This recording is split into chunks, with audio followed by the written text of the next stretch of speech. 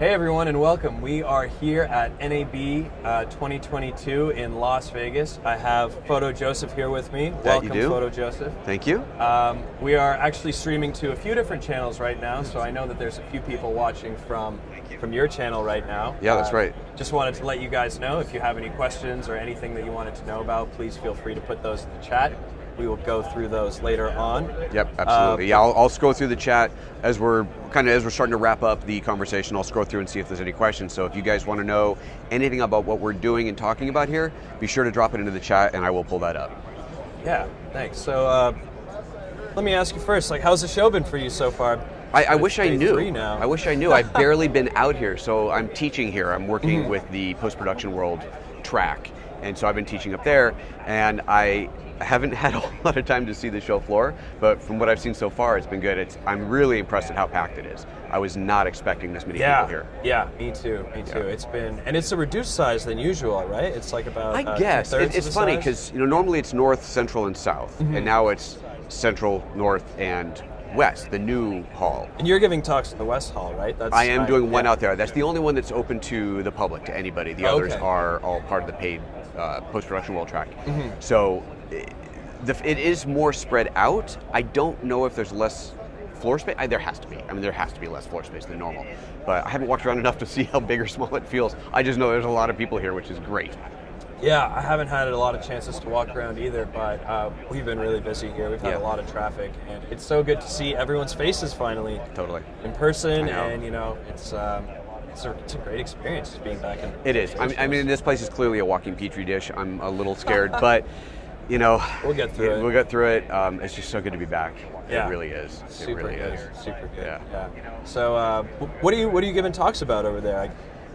Yeah, so the track is called Post-Production World, and so it's, ideally it's about post-production, but of course these days that means a lot of different things, and I'm doing a lot of talks about live streaming. So some of it is one of the talks is like a minimalist live streaming setup that goes into your backpack, a mobile live streaming rig.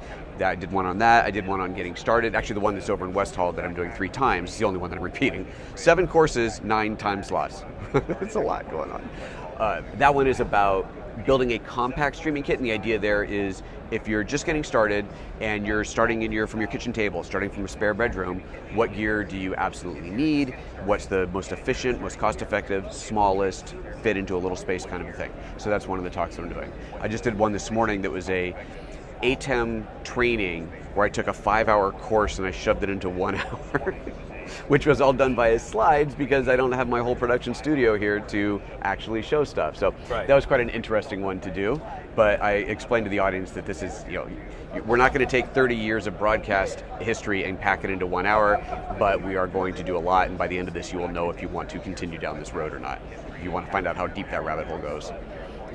So I know you haven't had a lot of opportunity to walk around the show floor, but is there anything that's really cool that you've seen at other booths? Yeah, I know no you've doubt. been here a little bit. But well, here, and we're going to talk about what you're doing here because this is extremely cool and is definitely one of the top things here that I've seen so far. But one of the other big ones is over on the Atomless booth. The new Ninja 5 add-on and the new Shogun with their camera-to-cloud tech in there is so amazing. To be able to go, so I'm sure you've seen it, but for those who might not have seen this yet or heard about it, so it's an add-on for the Ninja 5 or a new Shogun whole new product. When you're capturing there, you record simultaneously ProRes or ProRes RAW, depending on the setup, and an HEVC file. And then as soon as you stop recording, that HEVC file gets pushed to the cloud, to Frame.io's camera-to-cloud system. And then anybody with access, it could be a director, it could be an editor, it could be anybody, can start pulling those files and start cutting, start previewing, just monitor and say, ooh, this shot's, let's change this shot a little bit. It's incredible. That is just amazingly awesome. So the way that works, it looks super clean, and I'm really excited to get my hands on that. Yeah. I don't know how I would use it in my production, but I can see the potential for so many different types of workflows that it's really cool. We got to do this. We're going to check it out. Yeah. So I guess I'll talk a little bit about what we're doing here today. Yeah. So we're demonstrating Epiphan Unify, which is a new cloud production tool that Epiphan is looking to release very, very soon. What we're doing here is we have 3 cameras set up, and with our Pearl Nano encoders, they are streaming SRT directly to the cloud. We have our video producer who's doing all the production for it. So he's changing the layouts, as you can see, cropping shots, and he's doing that all completely remotely. So he's based in Ottawa, Canada. Okay. He sees it with about a 200 millisecond delay. There he is now. So another cool thing that we're kind of doing, what we recently did is we updated our Pearl Nano to include H265 and HEVC. And that's how we're actually able to do these 3 SRT streams on a 10 megabit per second connection. A very expensive 10 megabit connection. Super expensive 10 megabit per second connection, but it's been working out really well for us. We haven't really seen any like artifacts or no downtime really. So it's to be streaming 3 HD signals over 10 megabit in near real time. That's impressive. Yeah, and then we're having one come down as well, so we can see the final output on a conference here, one over there as well. Right. And that's kind of the new thing that we're showing here at Epiphan. Of course, we have our regular hardware offering as well. But this is one of the newest tools that we're putting out there. Yeah. So I want to talk a little bit more about the actual setup. So each camera, so people who are watching at home who might want to start building this out, I know it's not available yet, coming soon-ish. So each camera needs its own Pearl. Well, no. It doesn't need its own Pearl. So for Epiphan Unify, you can actually send any SRT signal to it. So you don't even need a Pearl for that. Oh, okay. You can have a camera that has SRT built into it and send those directly to Unify as well. It'll work the exact same way. Oh, interesting. Yeah. Okay, but if you are going to add a Pearl, was it the Nano or the Mini? We're using the Nano. We're using the Nano. Yeah. But you can use any of them. Yes. They all do the SRT stream. Yes. Okay, so using the Nano.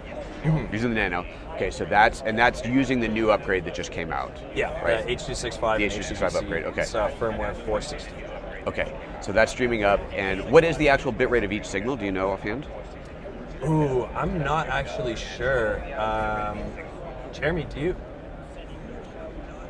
1.5 megabit per second. I have the producer in my ear telling me right now. So 1.5, and okay, so using. I mean, you live audience, you tell us how this looks. 1.5 megabit, that's not a lot. No. That is not a lot at all, but HEVC really makes a big difference there. Oh, if yeah. that was an H264, it would not look as good. I'm looking at a signal right now. I mean, that looks pretty good where I'm sitting from.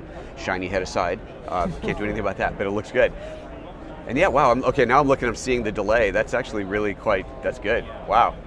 That is impressive. Yeah. And that's looping back. That's the loop back, so we're adding that. Exactly, yeah, that's the live feed right there. Yeah. So now, what Jeremy's doing in Ottawa, in the cloud system, he's looking at a system that is basically a software switcher, as if he was sitting at a hardware Pearl where using that software interface, but he's just doing it through the cloud. Yeah, I mean, it's pretty much identical right now, how the interface looks like, but that isn't something that... Take it a little easier. That is incredible. That is very cool. I think that really does change a lot of things. And so, of course, because it's all just streaming up there, we could have cameras anywhere in the world.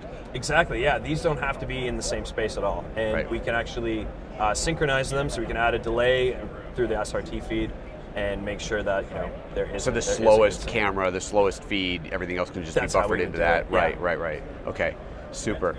Wow, that's really cool. And then, now, it's as we've obviously encountered before, we discussed before, this is a one-way stream.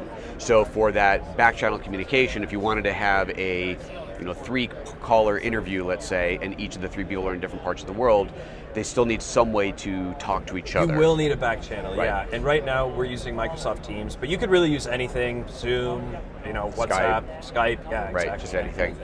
Yeah, that's very cool. Yeah. It's a great system. It is really cool. And everything is moving to cloud. Obviously, that is the thing. If there's any kind of buzzword around NAB, it's cloud and LED backdrops, apparently, which everybody keeps telling me. I haven't gotten to see them yet, but apparently that's a big deal. But yeah, this, between this and what we're seeing with Atomless, the camera to cloud, it's really impressive. It's super cool stuff. I'm excited to play with it some more. Yeah. We'll have to do another one of those shows where we had Curtis and Aaron and everybody calling in. Yeah, we'll definitely get people from all over the world, and we'll do that. And then this time we'll have it switched in the cloud. Yeah. Maybe definitely. As soon as it's ready, let me know. We'll do one. We'll do it. Very cool. Right on. Hey. So let me see if there's any questions coming in on the chat. So again, folks who are watching on my channel, if you have any questions at all, please do drop them in the chat. Now's your chance. And I don't know. Let me scroll through this real quick. You want something else you want to talk about while I do this? Hello from Hamburg. Oh, actually, let's just do this. We got people from Hamburg, Guatemala, Caracas, Trinidad and Tobago. Wow, that is awesome. People from all over the world watching. People saying they wish they could be at NAB. No Wingray is asking, is this going to solve all of our virtual, all-staff remote presenter issues? I mean, it could. We hope so. I hope so. Got Ghana in the house, South Carolina. So far, that's the closest. Yeah, no, that's really cool. That is really cool. Yeah. What's in my streaming backpack? Hey, Guy, I did a show on that. We'll talk about that another time. Cool. Looks amazing. Looks great. In the UK as well. Indiana, another local. Yeah. Bailey's asking, when are you looking at releasing and at what price point? I don't think either of those are set yet, correct? Yeah, that is correct. So we don't actually know. We're hoping in the next few months we will be able to release it, but as things usually go, they get delayed, especially nowadays, and we don't have a price point for it yet. So right now at NAB, this is kind of what we're doing. We're showing it off and gauging interest, seeing what people want to pay for it, and what stress kind of testing it under the worst possible internet conditions. And there are no worst possible conditions. Seriously. I feel like conference centers really have some of the are the ultimate nightmare for this sort of thing. Yeah. And so far it's been amazing. It's been really good. We've been shooting interviews for the past 3 days. Nice. And we're just streaming them to our own personal channel. We're not publishing them publicly. It's just unlisted streams for now, because we don't know if people want to really be public about what they're talking about. We'll let them decide. They can share their content as they wish.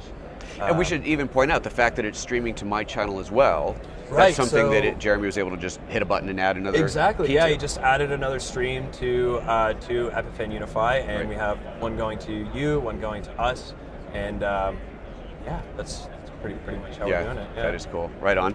We'll see if anything else came up, and then Australia's in the house as well. Wow. Virgin Islands. It's amazing.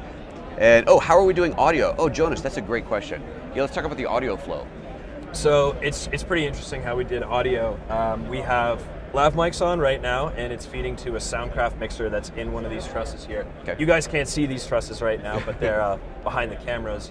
And we have an audio gate set up, so we're able to cut out a good bit of the background noise that's typically coming from the show floor. The Sony booth is right over there, and sometimes their speakers get super loud, but we haven't had that interfere with any productions yet so far.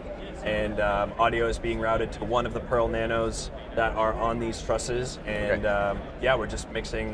we're just sending that one audio stream up to Unify. Okay, so you're relying on the audio mix here, but you could also be sending each individual stream through the camera through its Pearl. We could. And then Jeremy could be mixing the audio on that end as well if you wanted to. We could, we could be doing that, but we're just sending one stream up from one Pearl. We're trying to save on bandwidth wherever we can. Yeah, no doubt. And then we can hear Jeremy, so how are we hearing him? So we're hearing Jeremy through Microsoft Teams right now. That's all, okay. We have IFBs in our ears here. Yeah, and I got it. This is cool, I like this. Yeah, no, it's nice. Really nice. It's actually, I've never really worn one of these before, and they're pretty comfortable. It's pretty simple. It's just connected to a NUC that's in one of these trusses here, and then going into our ears super here. Simple. So, nothing too complicated. Yeah, great question. I'm glad that somebody asked that. Jonas, thank you for asking that. Aloha and Hawaii, are you syncing or just use SRT to keep it in sync? I think he means, does he have to manually, does Jeremy have to manually sync them? I mean, these are probably in sync because they're here, but in a normal situation, if they weren't. You would have to sync them, and you could add a delay to the SRT stream. That's if you are in actually different locations. Right. Since we're all in the same location. So when you do that syncing, is that a manual process, or is there some kind of automated way? There is no automated way yet, but we are working on that. Nice. And that is going to be a part of another firmware release eventually. Okay. But so far you have to do it a manual way. And I remember when you were on the show, you had a really clever way of doing it. You all held up the Atomic Clock app on your phones. Exactly. And that's how you figured out how big the delay was. Right. And then we could adjust for there. Yeah. Now we didn't have the power to adjust it, but that is how we were able to calculate it. Exactly. Yeah. And then we could just do the adjustments on our end. Right. Yeah, that's good. Making it automatic would be awesome. Yeah, that is something that we are working on. It is really good. In the pipe. All right, and then someone else saying hello from Oman in the Middle East. We've hit add Antarctica in there. We might have covered all the continents. That's pretty good. Well, thank you so much. This has been really cool, and thanks for having me on. Yeah, thanks a lot for coming on to the show. It's a pleasure to have you. Appreciate it. Very cool. Thank you, everybody, for watching and asking some good questions. That was great. I'll have to go check out the feed later. I want to hear how good the sound gating was. Yeah, let me know, definitely. Yeah, for sure. Right on. Well, thank you. Thanks again. See you, everyone. Bye-bye.